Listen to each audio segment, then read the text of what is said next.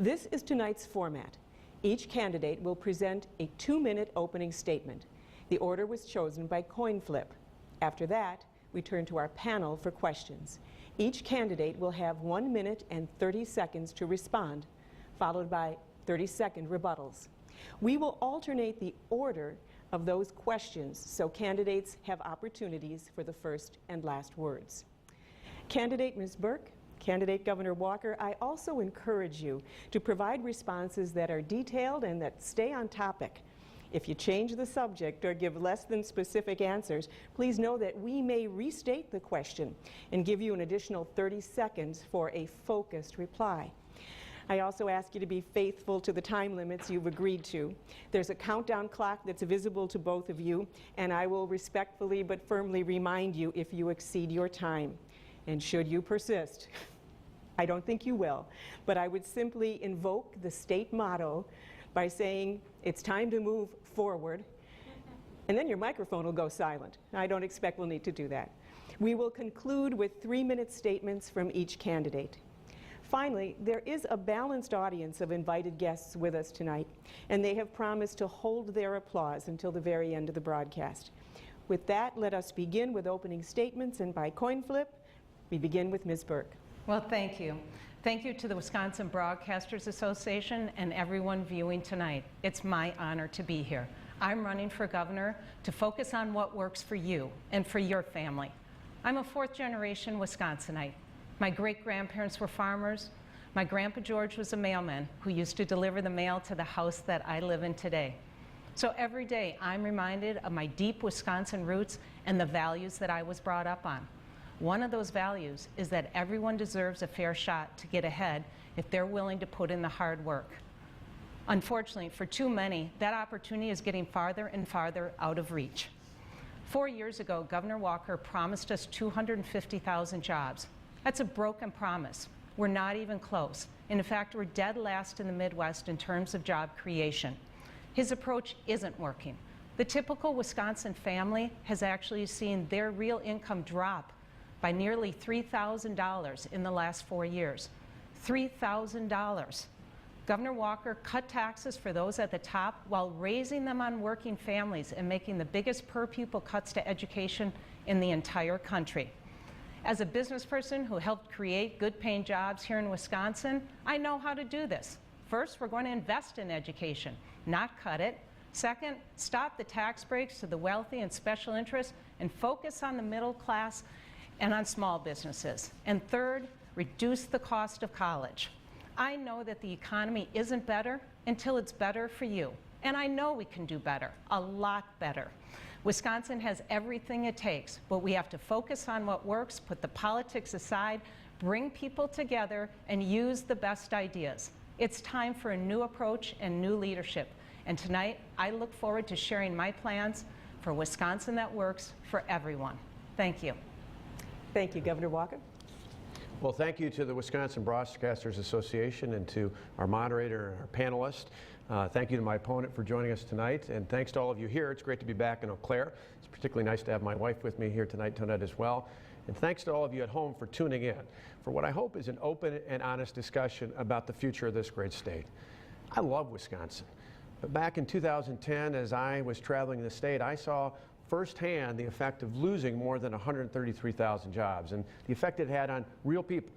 People like Sandy from the Wausau area who years ago took a pay cut in order to keep her job, but not long after that lost that job. Or people like Michael who, after 20 years of working as a press operator, ended up seeing his company downsize and be out of a job.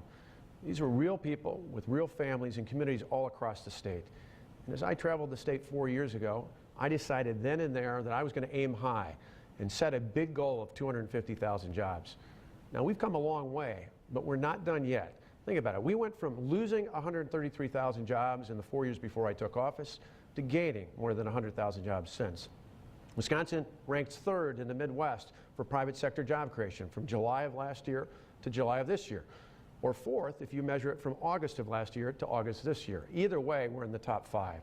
And our unemployment rate, well, it's the lowest it's been since October of 2008, well below the national rate. Tonight, my opponent's going to spend a lot of time using old and outdated data to try and criticize and attack the Wisconsin comeback. Well, this week alone, the Milwaukee Journal-Sentinel actually said that those attacks were false. Instead, I hope you focus on the facts. The facts you'll see at our website, scottwalker.com, where we have a comprehensive plan. It's called Continuing the Wisconsin Comeback. I look forward to sharing those details of those plans tonight and in the days to come. I look forward to a real discussion about the future of this great state. Thank you. Let's begin the questions now, and I'm going to start with Shawn Johnson. He's covered state government and politics for Wisconsin Public Radio for a decade. Shawn? As we sit here right now because of a 6-3 decision last night from the U.S. Supreme Court, Wisconsin won't implement voter ID for the November election. So this is a two-part question. First, are Wisconsin voters better off or worse off because of that ruling? And second, Attorney General J.B. Van Hollen has said he's exploring ways to again implement voter ID before Election Day. Do you support the Attorney General's efforts or not? And by the coin toss, Ms. Burke, we'll go to you first. Sure. I think what's important here is that every eligible voter in Wisconsin has a chance to vote. And so I think the Supreme Court made the right decision, because I had heard stories from so many people about the difficulties that they were facing in being able to cast their vote. A woman living in senior housing, she hadn't gotten her driver's license renewed because she didn't drive anymore. And so she was faced with how she was going to get to the DMV and find the paperwork in order to get that driver's license. I just think it's important, it's part of democracy here in Wisconsin and across the U.S. that people are able to vote. In terms of the Attorney General pursuing the voter ID, I'm concerned that we're putting roadblocks in front of people's ability to vote. And the federal judge had indicated that there's 300,000 people in Wisconsin that could be hurt by this law. And so while it seems like a reasonable requirement, when you talk to folks about the hurdles that places in their lives in order to get that, I am very concerned that we are not doing the right thing and that we are shutting down people's voice. And in democracy, that's not the right thing to do. The law in the state of Wisconsin is simple. It's easy to vote, but hard to cheat. For us, this is a common sense reform that protects the integrity of each and every vote. I was at a town hall meeting yesterday in Appleton where I took questions from the crowd, and one person asked me, how many cases of fraud have there been in this state? And I said, it doesn't matter if there's 1, 100, or 1,000. I asked amongst us, who would be that one person who would like to have our vote canceled out by a vote that was cast illegally? The voter ID law that we passed 3 years ago that we actually implemented in the state. Remember, I used it, Tonette and I used it at our voting place in Wauwatosa in the spring of 2012 to vote in that primary election. It worked well. You all in the media covered it. There weren't any reported stories about problems out there. The problem we have right now is it's gone back and forth in the courts, and I think that's the basis of the Supreme Court's decision. Ultimately, I believe it will be upheld, and whether or not the Attorney General has an idea of how to move forward with that, I have not talked to him directly. Certainly will abide by whatever the courts ultimately say in this, and in the end, I believe it will be upheld. Rebuttal, Ms. Burke? Well, it's shocking to me to hear that the governor would say he doesn't even care whether there's only one instance of fraud, and yet he'll put these roadblocks in front of 300,000 people who would find it difficult to get that ID and to vote, even though there's no identified cases of fraud, and that it could cost millions and millions of dollars to implement. That's just not common sense, and it's certainly not what I would do as governor. Governor Walker? In 2008, the Milwaukee Police Department actually issued a full-scale report on the fraud that they saw in Milwaukee alone in 2004 in the presidential election. So there's more than just one documented case. There's many cases out there. But again, I go back to the fact this is a common sense reform. It's been in place for nearly 3 years. We've offered free ID for people who didn't have access to a driver's license upon request. And it's one where, since the Wisconsin Supreme Court upheld the law, we've actually offered a process by which they can easily get access to documentation for those IDs. We're going to invoke our option to press for specifics. Just a quick follow-up. What about the Attorney General's plan to try to reinstate the law less than a month ago before election? As I understand it, I mean, I haven't talked directly to J.B. Van Hollen about this. He's stated that, but we haven't seen a specific plan. We'd have to know one way or the other. I think it will ultimately be upheld, but I'd rather spend the most of the rest of this time in the debate talking about how we're going to create more jobs and build a better economy, improve our schools, and advance the state of Wisconsin than just on this specific. Ms. Burke? Yes, I don't believe that we should pursue that unless we are assured that those 300,000 people who are facing roadblocks in terms of casting their eligible vote, that we have the proper processes in place with the state to be able to assure that that is not a hurdle that they face. All right, let's go to the next question, and that's from Mike Thompson, who's an anchor and reporter at WKBT News 8 La Crosse. Thanks, Jill, and good evening to both of you. I wanted to begin with jobs because it is arguably the most important issue in this election, which you both made clear in your opening statements. And I think you would both agree that we're not where we want to be exactly with employment in this state. So my question to you both, specifically, what is one thing that you will do to create jobs or bring more jobs to the state that has not been done before? And let me be clear, has not been done before. We begin Governor with Walker. Governor Walker. Well, in our case, we're going to build off the successes we've had, particularly over the past year. If you look at July through July of last year to this year, we ranked third in the Midwest for private sector job creation. If you look at the updated numbers the month after, August through August, we ranked fourth in the Midwest for private sector job creation. Either way, we're in the top 5. And so we're finally starting to see things gel. If you look at Manpower's report just a few weeks ago, they showed for the fourth quarter of 2014, the projection is twice as big as it was just a year ago at this time in terms of employers who are looking to grow in the state of Wisconsin.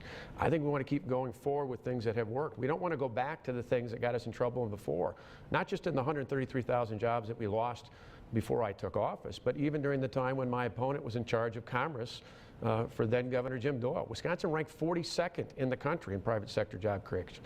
And we had the only time in the last 25 years the unemployment rate in the state was worse than the nation, than it was here in the state, or Wisconsin's was worse in the state, I should say, than it was in the nation, was during the 3 years that my opponent worked as the head of Commerce.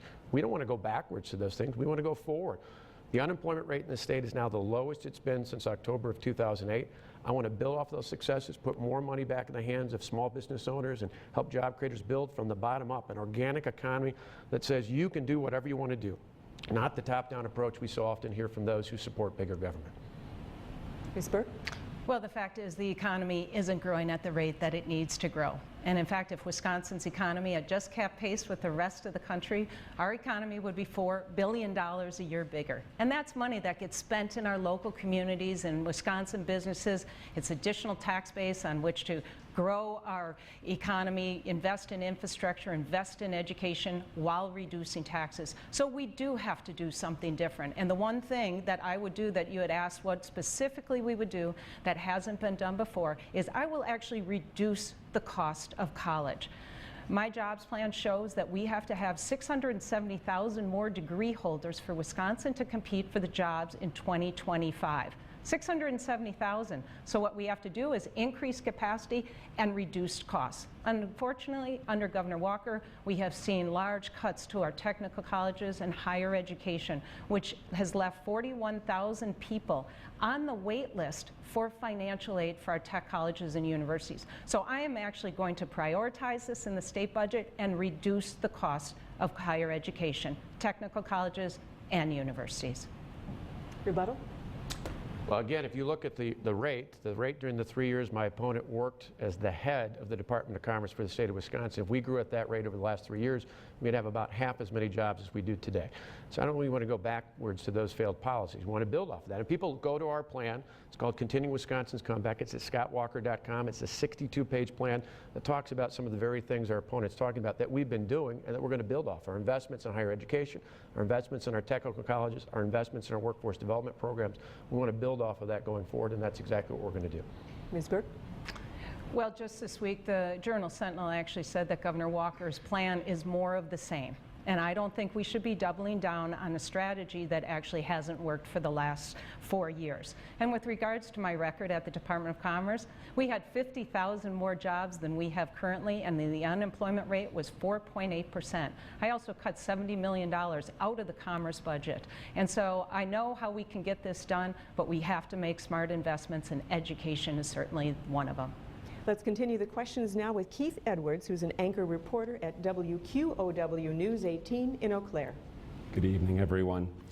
One of the issues on the Eau Claire County ballot next month is the state minimum wage. Wisconsin's minimum wage is $7.25 an hour. For someone working full-time, 40 hours a week, that comes out to a little over $15,000 a year. Now, a complaint was filed under our living wage law recently, claiming that $7.25 is not enough to live on, and as you know, the Department of Workforce Development rejected that. Well, please tell us if you believe a Wisconsin worker can live on our minimum wage, if you believe the state has any obligation to make sure workers are paid some sort of minimum wage, and if so, what that minimum wage should be. Ms. Burke, we'll start with you. I don't think that our minimum wage is enough for folks to live on, and that's why I strongly support an increase in the minimum wage to the suggested $10.10 an hour over 3 steps. I talked to business people about this, both small business owners and large business owners, and they support increasing this. And the reason is first of all, it reduces reliance on government assistance. I want people who work full-time to be able to have that pride of a job, of being able to support themselves. And at $7.25 an hour, that's just ridiculous. You can't do that. It ensures that people are dependent on government assistance. The second reason to do it is this is additional money that gets spent right back into our economy, which helps local small businesses and our communities grow. Business person Craig Culver, great homegrown Culver's restaurants. I think we all are very proud of that. He supports increasing that minimum wage for working adults. That is the smart thing to do. It's going to help our economy and it's going to reduce government assistance. Governor Walker? Well, back in August, I met a wonderful 25-year-old woman who was at WCTC for her first time going back to school to be a welder. In fact, actually, it was kind of fun. She told me her daughter, in a few weeks after that, who was 4 years old, was going to go to kindergarten for the first time, so they were both kind of excited. They were both going back to school. And she told me the reason she was able to be there was because of the investments we made this summer to buy down the wait list in our technical colleges for programs like welding, advanced manufacturing, IT, healthcare, and other areas, because those are targeted areas that we need, not just there, but all across the state of Wisconsin. We've invested more than $100 million this last year alone, about $180 million in the last couple of years in workforce development. And the reason I bring that up is our plan for the future is based on a concept in part we call learn more to earn more. We want to raise wages, but you raise them by giving people the skills and the expertise and the talents they need to be more valuable to their employer. We do it through our high schools, we do it through our technical colleges, we do it through our UW system, we do it through our apprenticeships and other worker training programs. And I want jobs that pay 2 or 3 times the minimum wage. Earlier today, I broke ground for a new $34 million headquarters for Skyward down in Stevens Point. And we help them with that project. Not only do they make that capital investment here in the state of Wisconsin, they retain all the high quality jobs that they have. And over the next few years, they're going to add 510 new jobs that on average have salaries worth about $20 per hour. Recently, we were at Forte Research in the Middleton area where we helped them create 55 new jobs that pay $33 or more per hour. We want jobs, whether it's those or others, that are paying 2 or 3 times the minimum wage. The way to do that is get people the skills they need to go forward. Ms. Burke? Well, the fact is Governor Walker actually made cuts to our technical college system, taking them back in his first budget to 1989 funding levels. So now to just put additional money into grants now don't help the 41,000 people who are on the financial aid wait list while giving tax breaks to those at the top. Also, it's unrealistic to think that all of the workers that work in retail, home health care, that are paid the minimum wage are going to be able to shift to welding jobs. That's just not realistic. There aren't that many jobs out there. We have got to raise the minimum wage immediately. Governor Walker? There's a website the state has called jobcenterwisconsin.com. Right now, this week, there's over 70,000 job openings on that. We don't have a jobs problem in the state, we have a work problem. We've got to connect the dots between people looking for a job or looking for a better job and the skills they need to fill those jobs. And it's not just in welding or advanced manufacturing, it's in IT. We've talked about it right here in the Chippewa Valley and other places around the state of Wisconsin. We've got a plan to move this state forward. We've got a plan to help employers create more jobs and opportunities, and that's what we talk about in our Continuing Wisconsin's Comeback. Keith, I believe you asked a specific question about the actual minimum wage. I did. Governor Walker, I need you to answer. Do you believe a Wisconsin worker can live on our minimum wage? Do you believe the state has an obligation to make sure workers are paid some sort of minimum wage? And if so, what that should be? I need an answer. Yeah, and my point is I believe the state should be focused on helping people create jobs that are much greater than the minimum wage. I was paid the minimum wage when I worked at McDonald's as a kid. I used that to save up for money in college. I didn't expect that that was going to be my lifetime's work. And so we've got to have opportunities for young people, whether it's part-time or seasonal work. We've got to have an opportunity for them to go forward. But by the same time, we've got to make sure that people who are living off of that to support themselves and their families have jobs that pay far greater than that. The way you do that is not by an arbitrary limit by the state. The way you do that is by ultimately giving people the skills that they need, opening up the programs. And as far as the technical colleges go, the reality is we saved the technical colleges, their schools, our local governments more than $3 billion. And that's money they use to Ms. Burke? themselves going forward. Ms. Burke, your rebuttal.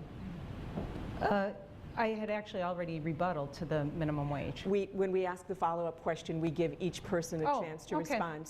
Yes, no, I don't believe that people can support themselves on the minimum wage, and that's why I strongly support increasing that minimum wage. It's money that will get spent back in our local economies, and it's what's going to help create actually more jobs. But I want to be clear about this. As governor, I want to reduce people's need for public assistance, and that's what the minimum wage does.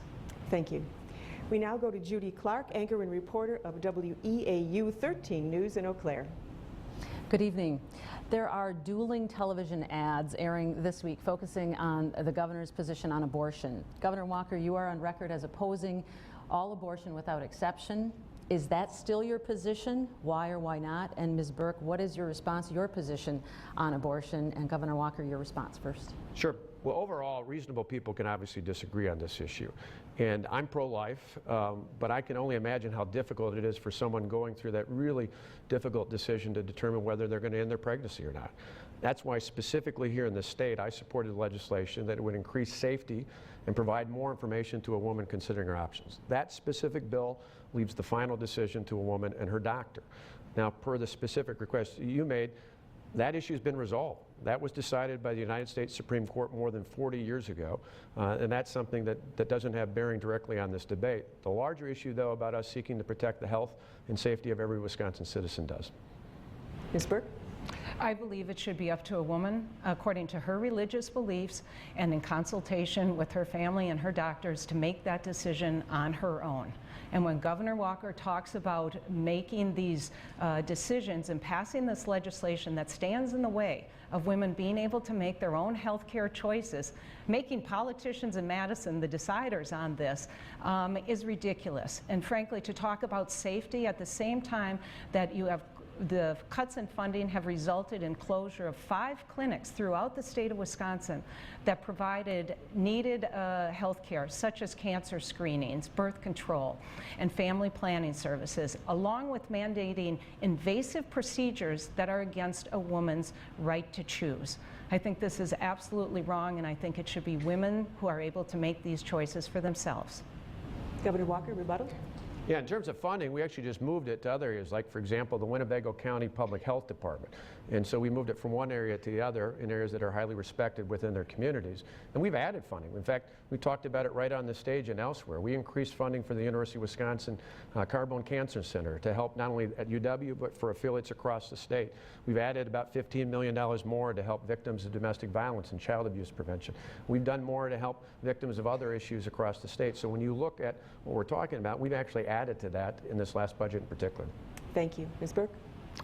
Governor Walker, I think, is trying to have it both ways.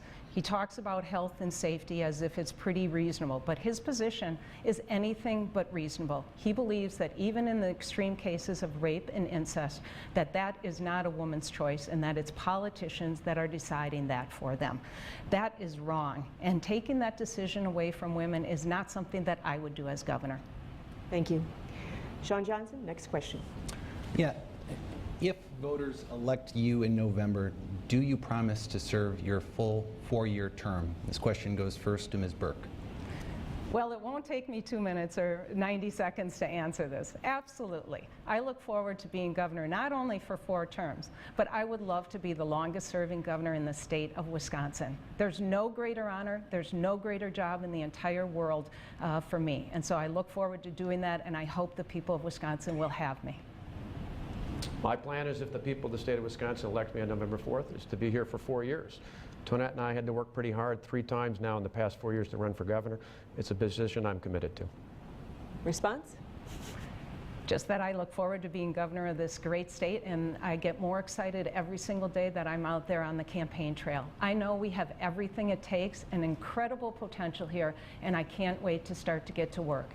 And it is because of the people of Wisconsin, people who are so committed to their communities and doing good things. And so I look forward to getting to work as governor of this great state.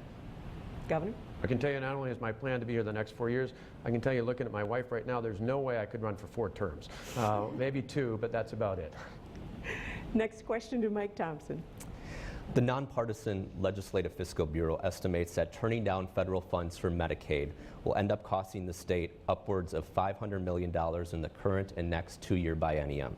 Also, recent numbers from the Department of Health Services show almost 27,000 people are still lacking health insurance, likely after losing their Badger Care coverage and told to transition to the marketplace earlier this year. Governor Walker, would anything make you reconsider your decision to turn down those federal funds? And to Ms. Burke, your decision in regards to those federal funds? Sure. Well, first of all, let's talk about this in the context of the bigger issue that comes from Obamacare. I think Obamacare has failed to live up to its promises. I'd like to repeal it if I could work with colleagues around the country and put the power to make health care decisions back in the hands of the patient and their families. And that's a difference between my opponent and I. My opponent wants to expand it in this state. I want to repeal it and put it back in your hands. When it comes to this, we did something unique. We didn't do what any other state. We picked kind of a third Wisconsin-specific option. We were able to draw down the waiting list that was in place under Governor Jim Doyle for people living in poverty to get access to health care through Medicaid. We eliminated it for the first time in our state's history. Now everyone living in poverty has access to health care through Medicaid. We help people above poverty transition to the marketplace, and we protected the taxpayers. My opponent's going to ask you to depend on the federal government, on the Congress and the President, who can't even deal with a $17 trillion debt, and more specifically on this issue, a Congress and a President who have failed to meet their commitments to Medicaid even in the last budget. I'd add over $600 million to the last budget just to cover Medicaid costs to continue. More than a third of that was because the federal government reneged on their commitments in the past. That's a bet I'm not willing to take on behalf of the taxpayers' money. We've covered everyone living in poverty. We transitioned people above it into the marketplace, where some went into the exchanges, but others got health care under their own plan at work or their spouses or others out there, and yet at the same time we were able to protect the taxpayers of the state of Wisconsin. I think that's a pretty good deal. Ms. Burke? As governor, what I'm going to work towards is bringing down the cost of health care for everyone throughout the state. These are tough issues, but as I travel around the state, I talk to far too many entrepreneurs in Viroqua or farmers who say that they are going without insurance because of the high cost of it. When Governor Walker turned down the expansion of this federal funding, this was fiscally irresponsible. It's $206 million in this budget alone. Over the lifetime, I mean, it'll be billions of dollars. And this is money that could come into Wisconsin's economy, that fuels our economy and brings down the health care costs for everyone. We know that when we turn down this money, people still get sick. It's just that we're not getting any money to pay for it. In the business world, CEOs would be fired for this type of fiscal irresponsibility that Governor Walker has shown. I would definitely accept the federal Medicaid funding. It only makes common sense. The majority of governors in the United States took it, including 8 Republican governors. They were right, and Governor Walker was wrong. He is leaving the Wisconsin taxpayers holding the bag for his poor decisions. Governor Walker?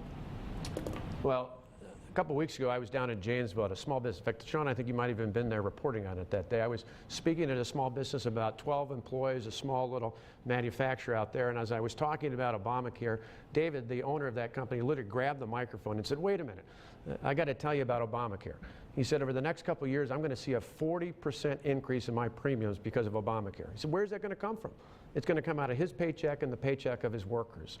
That's not affordable. That's anything but. We had a system in this state that worked much better before, wasn't without its faults, and we need to build off of that. The best way you do that is not only get government bureaucracy, Governor, you your get time local is up. bureaucracy out of it. Ms. Burke?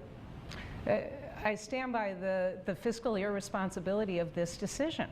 This is hundreds of millions of dollars in this budget alone. It is billions of dollars over the next 10 years, and the Wisconsin taxpayers deserve this. The thought that we would turn away, this is Wisconsin taxpayer money that we pay to Washington, and the fact that we don't have a governor that's fighting to get that money back here in Wisconsin is irresponsible. Mike, you wanted to ask that follow-up for 30 Governor seconds Walker, is there anything, again, that would make you reconsider your decision? Again, from our standpoint, we're protecting the taxpayers of the state of Wisconsin. Jim Doyle made a bad bet years ago when he raised eligibility but didn't put enough money in and created a waiting list for people living in poverty. We've eliminated that waiting list by covering everyone living in poverty. We moved ourselves forward, but we didn't put ourselves at that same risk for the same sorts of reasons that we created the problem years ago under Jim Doyle are the same things now. Our opponent is asking us to trust the federal government that can't make their Medicaid payments even now to fulfill Governor those in the Walker, future. time That's is just up. not a realistic bet. Ms. Burke? Yes, well, I'm a business person, and in the business world, if you're getting a contract from a company and they say, well, we can only promise you that we'll do that for 3 years, you take that contract. That's business that you come in, and it's revenues that increase your sales and your profits. This is no different. You don't know what's going to happen long term in the future, but in the meantime, this is money that comes into Wisconsin's economy. It reduces the cost of health care, and it helps create jobs. Thank you. The next question to Keith Edwards. Thanks, Jill. It's been 3 years now since the legislature approved Act 10, and the state Supreme Court just this summer upheld it. Please tell us what you think this law has accomplished, good or bad, and whether you plan to expand it to include law enforcement and firefighters or repeal it. Ms. Burke. Yes, I think that when Act 10 was put into place, Governor Walker had said that it was needed to get our fiscal house in order, and I agree that contributions to health care and pensions are only fair. Most of the workers in the private sector have to do the same thing. But what worries me is that now we're back to a $1.8 billion deficit. We were told that this was necessary in order to get our fiscal house in order, and here we are back to a deficit, $1.8 billion. So Governor Walker's plan, it's not working.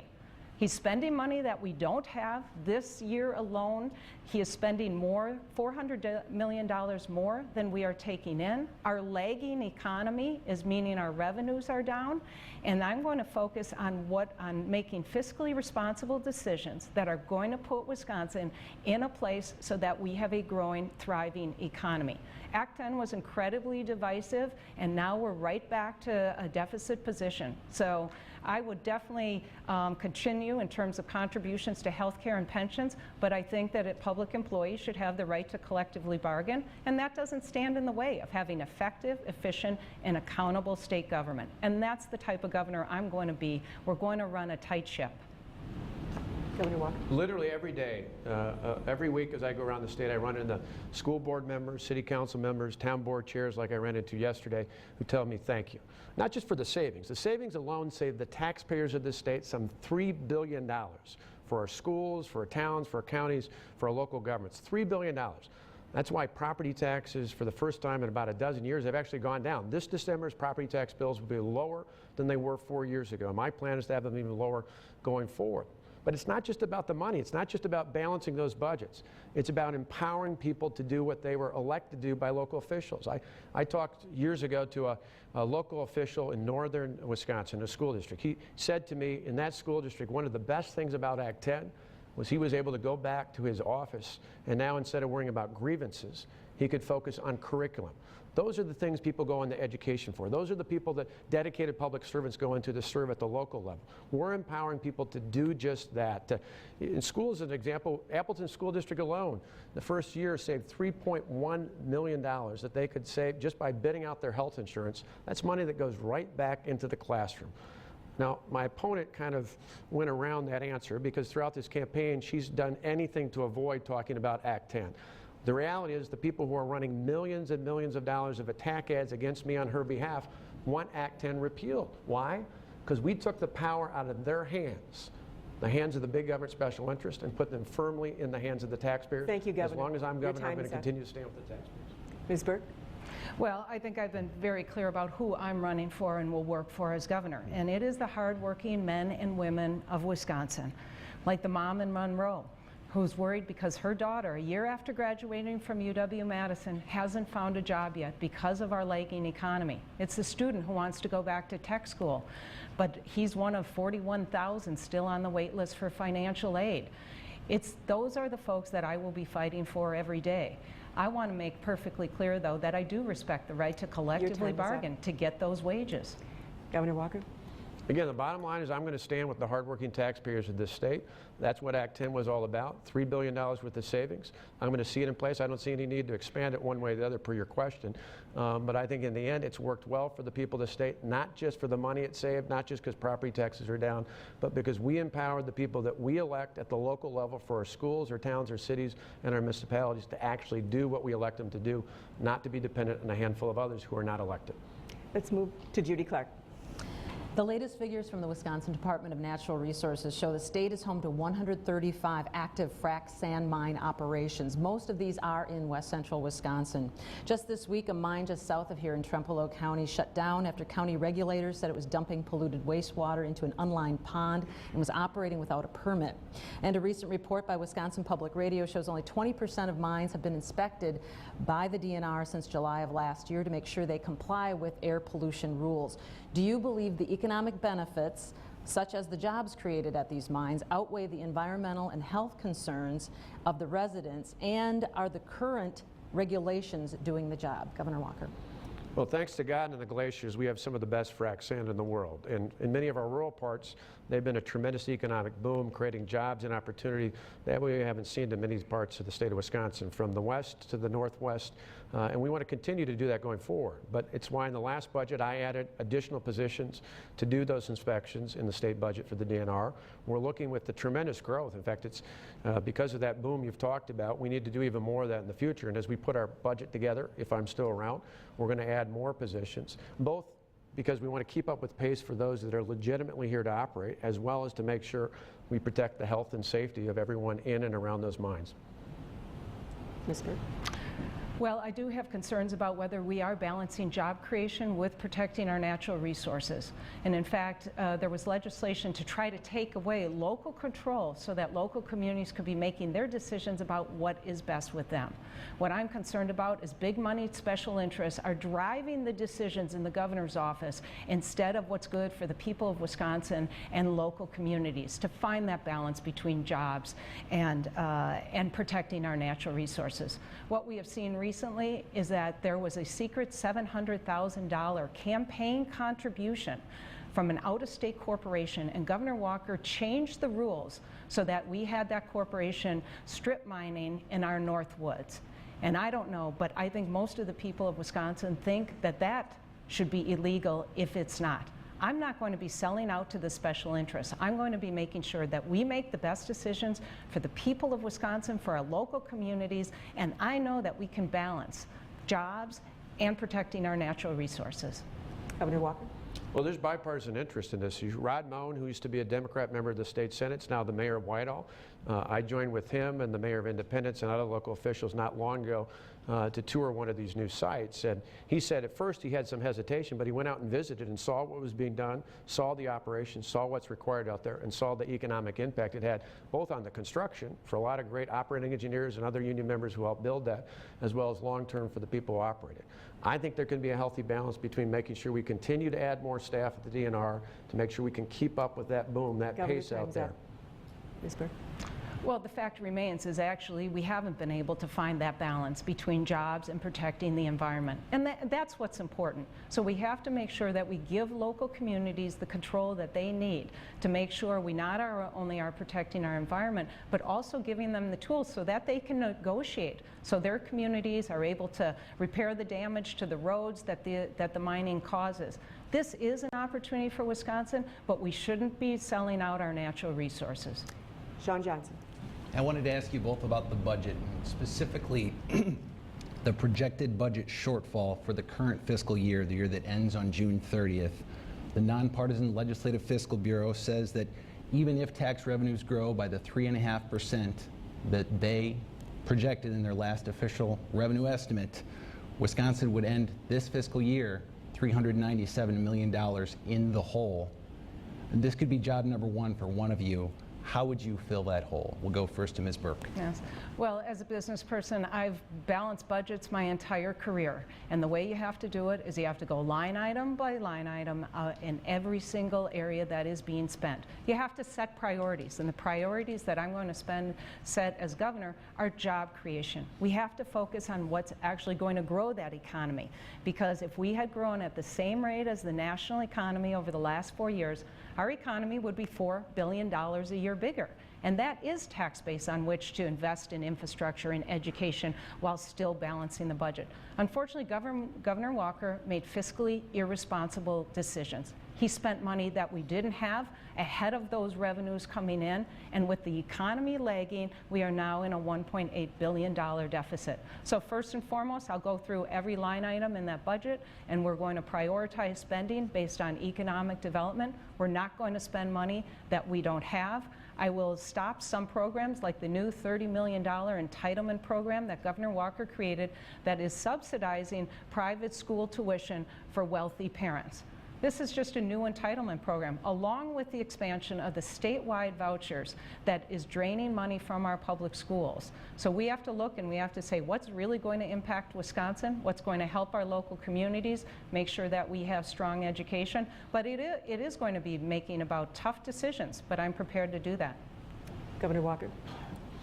Well, Shawn, as you know, the most recent, or one of the more recent memos from the respected nonpartisan Legislative Fiscal Bureau to the co-chairs of the Finance Committee actually shows that the next budget will have about a $500 million surplus based on realistic expectations. The one that my opponent referenced is a memo based on no changes to the budget and no changes to revenue, which has never happened.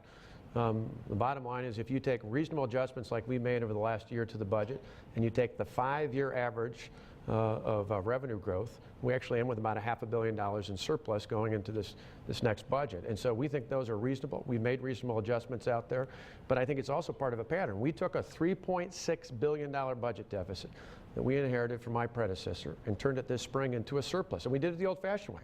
We paid back the money that was rated from the Transportation Fund. We paid back the money that was rated from the Patient Compensation Fund. We even had to pay money back to Minnesota. That pained me. We had to pay money back to Minnesota. Today, the rainy day fund's 165 times bigger than it was when we took office, the largest it's been in our state's history. And our pensions, they only went fully funded in the country. So once we got a surplus after paying the bills, what did we do? We gave it back to the people who earned it, the hardworking taxpayers of this state. This spring, we lowered property and income taxes again, so a typical family will see an extra $322. The time my opponent and others in Madison said you shouldn't do that, you should keep the money in Madison. I got to tell you, here in Eau Claire and elsewhere, I don't hear a lot of people say to me, I don't think we send enough of our money to Madison. Most people say it's about time to send it back to the hardworking taxpayers. Ms. Burke. Well, the fact remains that it's a $1.8 billion projected deficit. And in fact, in most cases, that increases as each of the state agencies put in their spending plan. So I think that actually that number could go up. And so Governor Walker made these fiscally irresponsible decisions. He based it back in January when he made these spending decisions on rosy projections. And what we're hearing tonight is once again, rosy projections and not being honest with the people of Wisconsin. Governor. The memo is pretty straightforward, $500 million in surplus. That's one of the more recent memos out there. And the spending decisions my opponent just talked about are giving you your money back. Giving money back to the hardworking taxpayers of this state. $322. For a young family, that's an awful lot of diapers. For a retired couple, that's a lot of trips to see the grandkids. For a working family, that's a lot of new tires on the truck or other things like that out there along the way. And so I think we made some pretty good investments in giving that money back to the hardworking taxpayers of this state. We're going to go to one final and very quick question because we have a very limited amount of time. Mike, you get to ask it, and you're going to have to give very short answers to this one. All right. Well, what is one thing that your opponent brings to the table that you see as a positive to leading this state for the next 4 years? 1 minute each. Ms. Burke, you're first. Or, I'm sorry, Governor Walker, Sure. you're first. Well, I respect the philanthropic activities my opponent's been involved in. Tonette and I have the honor of working the last couple years with the Boys and Girls Club of Dane County. In fact, we get a kick out of inviting them each year to help make the decorations for one of the Christmas trees. And I got to tell you, she's done some remarkable work, donated some great money, provided some great leadership there. I give her hats off for that. Ms. Burke? I think that Governor Walker has certainly done some very good things in the community. Certainly his work around domestic abuse is important, along with some of the charitable work that he has done. All right, thanks to both of you. We now are going to turn to your opportunity to give us each 3-minute closing statements. Because of the coin flip, Governor Walker, you go first. Great. Thanks, Jill. Thanks to you, to the Wisconsin Broadcasters Association. Thanks to our panelists. And thanks to my opponent. Look forward to seeing you again next week. Same time, not the same station, but same location here in the state of Wisconsin. And thanks to all of you for giving up part of your Friday night to talk a little bit more about the future of this great state. A lot's changed over the past 4 years. I mean, think about it. We now have the lowest employment rate we've had, well, since almost 6 years ago. Jobs are coming back. Small businesses are expanding. New businesses are starting around the state. Property taxes are down for the first time in about a dozen years. Tuition at our UW campuses is frozen. We took a $3.6 billion budget deficit and turned it into a surplus. Some things, however, haven't changed. I still have that Saturn I bought back in the fall of 1998, although my son drives a little bit more than I do these days. I still eat a lunch out of a brown bag just about every day. Had one earlier today on my way back from Stevens Point. And I still love the people of the state of Wisconsin. I got to tell you, it's one of those where I'm looking forward to being your governor if you give me the chance over the next 4 years. I love being the governor. I love the state. I love traveling from one end of the state to the other, visiting small towns and big towns and everywhere in between. I love going to factories and farms and small businesses and meeting some truly amazing people. And Tonette and I, we're proud to work together as a team to represent the great people of the state of Wisconsin. But tonight, I ask for your vote, not on behalf of Tonette and I ask for on behalf of 2 other people, Matt and Alex. See, Matt and Alex are our 2 sons, and more than 4 years ago, Tonette and I sat down and thought about, talked about, ultimately prayed about getting in this race for governor. We knew it'd be tough. And since then, we've had to make some tough decisions along the way, but back then, we knew it would be worth it because we were afraid. We were afraid that our sons were going to grow up in a Wisconsin that wasn't as great as the Wisconsin we grew up in. And for Tonette and I as parents, that was just unacceptable.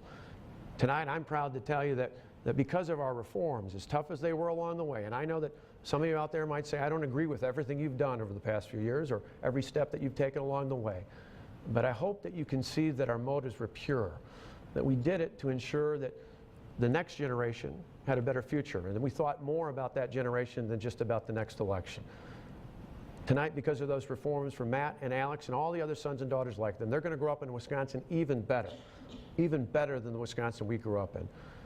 We don't want to go backwards. We want to keep going forward. And tonight, on their behalf, I ask for your vote on November 4th. Thank you, Governor. And now your 3 minutes, Ms. Burke. Well, thank you to everyone who has tuned in and to the panelists and, of course, Jill, yourself. As you've heard tonight, there's a clear choice in this race. Governor Walker has had 4 years, and his top-down approach of putting those at the top and special interests ahead of you isn't working. Let's recap the last 4 years. Our economy is dead last in the Midwest in terms of job creation, 35th in the country, and it's not getting better. August alone, we lost 4,300 jobs. The typical Wisconsin family has lost nearly $3,000 of real income over the last 4 years, $3,000. And we're facing a $1.8 billion deficit going into the next budget. That's not a comeback, and it's not good enough. If we had just kept pace with the rest of the country over the last 4 years, our economy would be $4 billion a year bigger. That's money that gets spent in local businesses in our communities. It's additional tax base on which to fund education and infrastructure while reducing taxes. Think about what that means for you. A better school for your child, more affordable college education, more economic security for your retirement. Tax cuts for millionaires and special interests don't create jobs. Growing the middle class and small businesses does. I will put politics aside and focus on what's going to work. I don't care if ideas are Democratic or Republican ideas, just whether they're going to get the job done. I'm also going to set a different tone. Governor Walker's tone and his approach, in his own words, has been to divide and conquer. Well, that's not the Wisconsin way. I'm not only going to change the tone, I'm going to change the system. There's no way that big-moneyed special interests should have a greater voice than you do. And we have seen from Governor Walker what happens when you turn over our state to powerful special interests. a $700,000 campaign contribution, and Governor Walker changes the rules so that a big corporation can strip mine the Northwoods. Big companies get government handouts while small businesses are struggling. With the new direction that I have laid out, once again, Wisconsin will be about a fair shot, a square deal for those willing to do the hard work. My career has been about seeing the possibilities, taking on the challenges, and getting results. I can't wait to get to work as your governor. We have everything we need to be a growing, thriving, innovative state that's a leader. I ask for your vote on November 4th and to join me in building a Wisconsin that works for everyone. Thank you. I would like to thank the candidates and recap for a moment the subjects that we covered tonight: voter identification, jobs, the minimum wage, abortion, 4-year terms, Medicaid, Act 10, sand mining, the budget. And there are many other questions that we know the citizens of Wisconsin want to ask you, which is why we are glad you agreed to another debate next week. We know that you'll be asked other questions about climate, about student debt, about transportation budgets. We know that the journalists at that panel will be, we think, as persistent as this group has been, and we thank you for listening carefully and responding candidly. We'd also like to thank the Wisconsin Broadcasters Association. Over 100 television and radio stations are carrying this broadcast either live or delayed today. It is airing live on C-SPAN and will be also streamed on PBS NewsHour. There is a lot of attention on this race, and we would like to thank you for your contributions this evening. We would also like to thank the panel, Shawn Johnson of Wisconsin Public Radio. We would like to thank Mike Thompson of WKBT News 8 in La Crosse. We'd like to thank Keith Edwards of WQOW News 18 in Eau Claire, and Judy Clark, anchor and reporter of WEAU 13 News in Eau Claire, the host of this, this host city. We'd like to thank all of you. And now the audience, which has been so patient and promised us it would hold its applause, may now do what it wants to do.